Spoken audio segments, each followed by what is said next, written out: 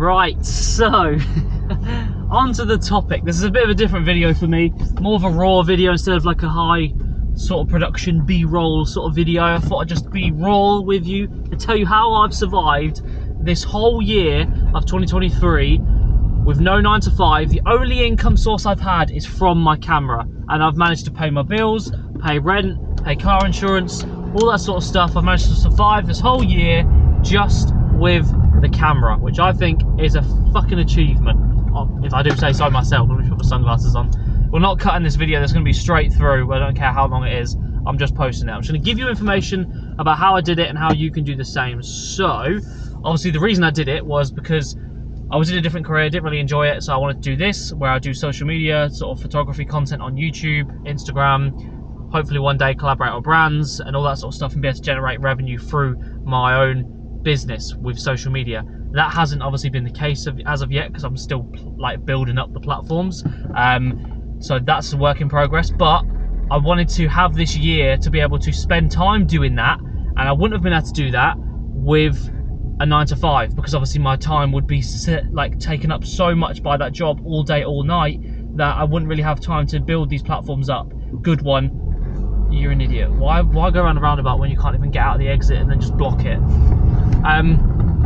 So I didn't want to do a 9 to 5 because it wouldn't allow me to create content as much as I have been able to this year. So what I did was freelance with my camera, and I started off, let's go from the very start, shall we? So the first thing I did was make a website. I got a website up of all the existing photos I already had, which wasn't loads, and it was more car photos that I had at that time, and then a couple of portraits from ages ago. So I made that website and set it all up and was like, right, let's go. And then all I started doing, which is all I've still done to this day, is send emails. That is the only way I've reached out to clients and booked jobs, is through emails. I literally spent an hour every single day. I've slowed it down now, but an hour at the start every single day. I'd pick a niche, whether that be salons, whether that be car dealerships, whether that be detailing places. I've just picked a niche, and for that hour I've just spent Googling salons near me, salons in the next town, salons in the town over there, salons in the town over there, and gone through every single list on Google and just emailed the same email. Like, I just generate one email and I'll copy and paste it to every single one of them. And if you email enough people, I guarantee you, you will get an answer from one of them, or you'll get an answer from 5 of them and 2 of them will book you. Do you know what I mean? It's sort of inevitable that you will at least get someone who is interested. Obviously you have to have decent stuff, so if you don't have decent stuff to put on a website, then obviously go do some free stuff. So I did some of that before, but that was ages ago, before I even quit my job. So go do some free stuff, so then you've got the content for yourself to put on your website to make it look like you're working, because they don't need to know it was for free. You can just pretend it was paid, and then stick on your website, and then do what I've done. So you go through and email, and obviously at the start, your work and your experience kind of reflects your price. So I wasn't very comfortable charging someone 600, 700 quid for a job, because I hadn't done it before, and I was like, I don't know what to do, I don't know what to charge. That was the hardest thing I could think of, was what to charge. Like, what the hell do I ask someone to give me to do this service? So I started off with £20 an hour. That's how I started out, and it was a bit of, like, you know what I mean, it was money. It was change, and it got me through.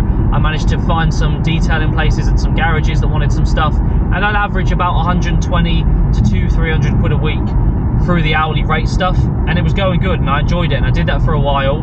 And then I sort of tried to switch it to flat rates, because what was happening was they were realizing that I was quick at working, and then they would be like, right, well, you can just get it done in an hour, and they were just giving me an hour to get the job done, and then I was getting paid less because I was better and more efficient at my job. So that was at the point where I was like, right, now I need to go to flat rates, because my value is being diminished by me being quick, basically. So I was like, I'm not going to slow down just to prove a point to get more money. I'll just go to flat rates. And I did lose some clients with that. They weren't very happy with it. They were like, well, we were doing £20 an hour, because they knew they were getting a sweet deal for the content I was giving them. But you just kind of have to let that go. You just kind of have to be like, right, you'll get to a point where you're like, right, now I need to go to flat rates. You'll lose some people, but then you'll gain some people as well that will respect your price and your niche.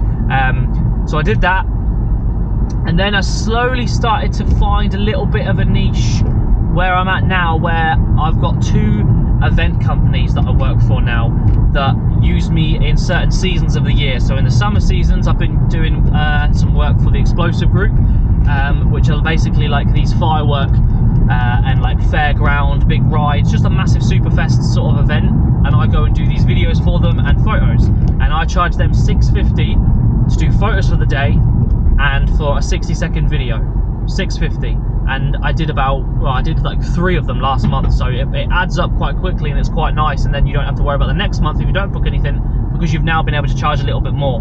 Obviously it took me a while to get up to that point to be able to charge that sort of price, and in between going from £20 an hour to what I'm doing now, I did some dealerships and some sort of promo videos I tried to slip into, because that's sort of a range where you can move on to flat rates, and you can go like £300 for a little promo video, or £500 for a promo video and some photos, and you can start to edge your way in for little private businesses that way, to slowly up your rate. And the more you do, what I found is the more jobs I've done, the more I've started to realise, right, okay, I won't do that again for that much, or like I won't do that again for less than this much. Do you know what I mean? So a good rule I would say is, if it feels not right, then obviously it's too low. That's what I feel. If I'm going to do a job for these guys, like I've got another event company, people that I work for in London, and if they send me a job for like some photos for an hour, but it's below £200, it makes me feel a bit like, oh, tired.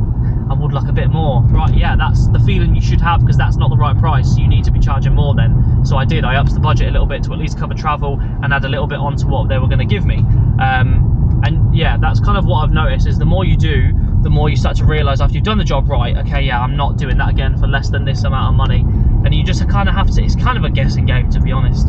It is a guessing game. But the main way I've done it is, like I say, starting out with a portfolio, going up from the £20 an hour, working my way up, sort of pushing the boat to £300 for a video, then £400 for a video. And the thing is, if you find the right clients, you can charge whatever you want, because you just have to find the clients that will pay that money. Do you know what I mean? So these event people, they've got money to throw around because they're pulling in numbers of amount of people that are coming to these events, paying £50 per ticket. It doesn't matter to them to throw £700 at someone to go get all the content for them, so they can just go and enjoy the event that they've organised and then have that as promotional stuff for afterwards. You know what I mean? Whereas if you went up to a small little business and was like, yeah, 700 quid, they'd be like, no, fuck off, we're not paying you that. So you have to have that in your mind, that you can charge whatever, and there is no limit really on price. You just have to know who you're speaking to. You have to take that into consideration, because not everyone's going to be able to pay that price. And that is another thing. Do not get an ego and be like, right, well, I'm never working again for less than this money, because I did do that. I started to build up. I moved away from the £20 an hour. I was like, all right, I'm getting a bit cocky. I was like, all right, sick. And then I got to the point where it was like 300 for photos, 500 for a video, and I was like, sick, that's all my rate. And I started to get people being like, yeah, we can't afford that, we don't want this, we don't want that. And I was like, right, well, I'm not doing it then. And then I was like, right, okay, well, now I've got no work, because the event companies didn't always have jobs going. So then I would run out of work because I couldn't find freelancing jobs with just random businesses for a video that didn't want to pay it. So then I was like, right, okay, maybe I should be a bit more flexible with who I work with, and depending on who I work with, how much I charge them. And that's where I'm at the point now where I've got a nice little flow of, I do the event things for the expensive clients, but then I also go do some work for my old college that just paid £20 an hour for some video footage and some photos. And I just spend like 3 hours there, get some of the stuff like that, come out with like 120, 140 quid out at the end of it. And then obviously, because it's a bit cheaper and it's more frequent to them to just sort of throw around £20 an hour, you can do a couple of them and they'll want to book you more. So you find yourself actually working a little bit more. Yes, it's not for loads, but if you add it all up at the end of the month, it does actually come to a nice little lump sum of money, and you might have actually needed that extra 120 quid than if you didn't have those smaller jobs and then the big ones didn't actually pay you. So that's what I ran into the other month.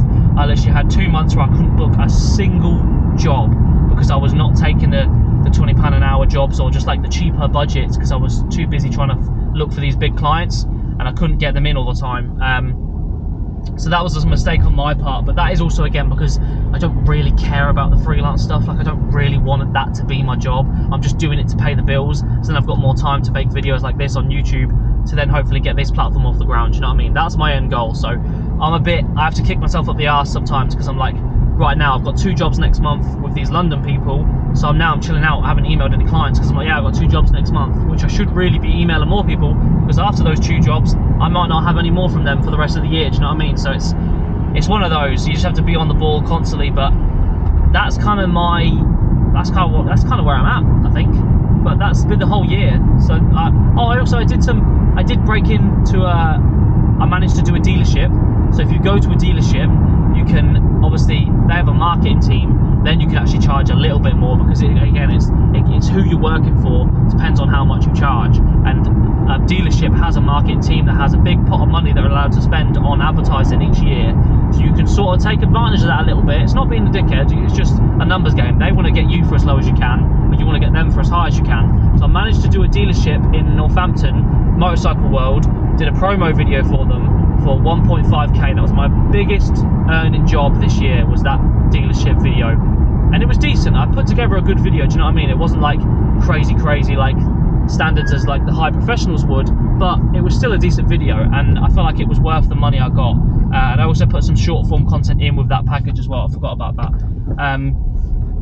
But that was kind of the higher paying one I got as well. And that was, again, using just the same system of emailing, just emailing every single day. And it happened to be dealerships was one of the categories for one of the days, and they're the people that got back to me. Out of like 50 dealerships, they were the ones that replied, and that was all I needed, because that was 1.5k in my bank to do me for a good couple months, because my bills are only like £500 because I'm living at home, so I'm not having to pay out loads and loads of money, so I've been able to earn less to get me through the month. But still, to go through the whole of 2023, from working for £20 an hour to booking consistent event jobs at £650 to doing a couple of dealerships at £1,000, and sort of working out what I can do and what I can get away with, I think that's alright. Do you know what I mean? Like, I've survived the year without a 9 to 5. It's possible, you can do it. It's just one of those things where you just kind of have to figure it out. Like, hopefully some of this information that I've given you about pricing and things like that, and the system that I used, helps you out. Because for me, I was just guessing. I didn't have a fucking clue. I was just guessing and trying to figure it out as I go along. And now I've got to the point where I'm like, right, okay, I understand what I want to work for and what is worth what. Videos are more expensive than photos. I've found that you can charge more for a video. Videos are actually more, what do you call it? They want videos more than photos, I've found. I find it harder to book photography jobs than I do video jobs, which is interesting. But overall, yeah, we made it through 2023 with the camera. That's how I did it. Emailing, getting a website, getting a portfolio, figuring out the price as you go along, and then not slacking when you've got a job. Don't be like, cool, got a job.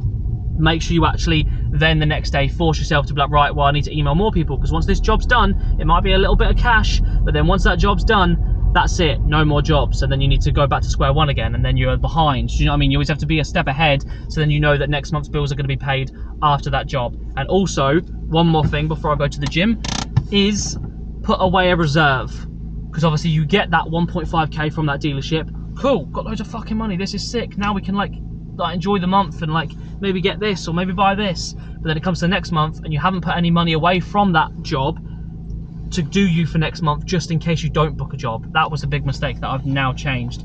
That now when I book a job, I put some money away to cover next month's bills, just in case I don't earn anything next month. I'm covered for bills from that paycheck. Does that make sense? So you always need to think ahead and put some money away. I know it's hard because you get that lump sum of money and you're like, sick, but you do need to be careful, because you can run into that system that I kept running into, where you end up with no money and you're like, shit, and then you're just emailing all day, panicking, being like, I've got bills to pay. Like, there was a month where my insurance came out on Monday and I didn't have the money for it on Sunday. Do you know what I mean?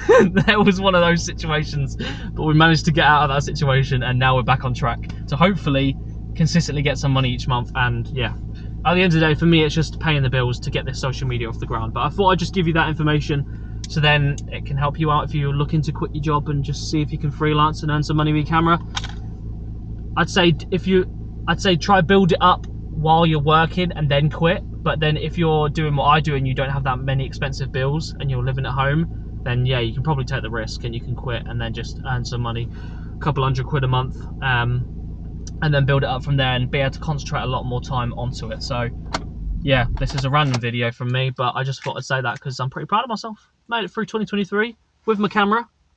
That was my source of income, and I made it. So, ta-da! That's it.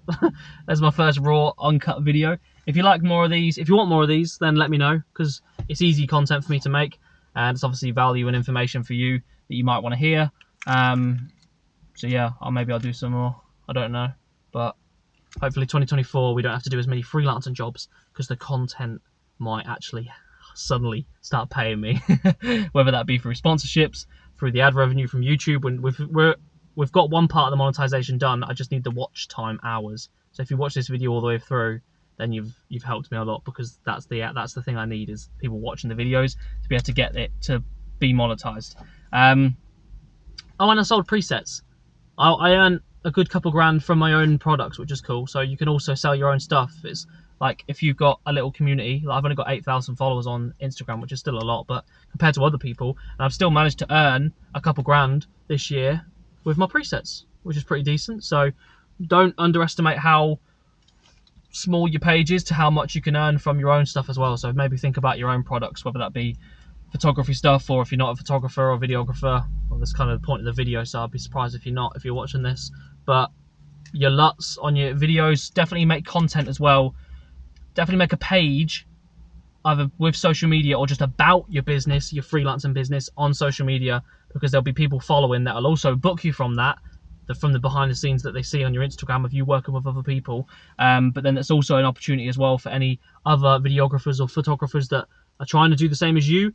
You might sell a product that might help them out, and then they might buy that, and obviously that's more revenue for you as well, to earn money with your camera and your skills. Right, I'm rambling now, but yeah, that's it. I've earned money. I survived 2023 with my camera. Ta-da! You can do the same. Go earn some money. Job done.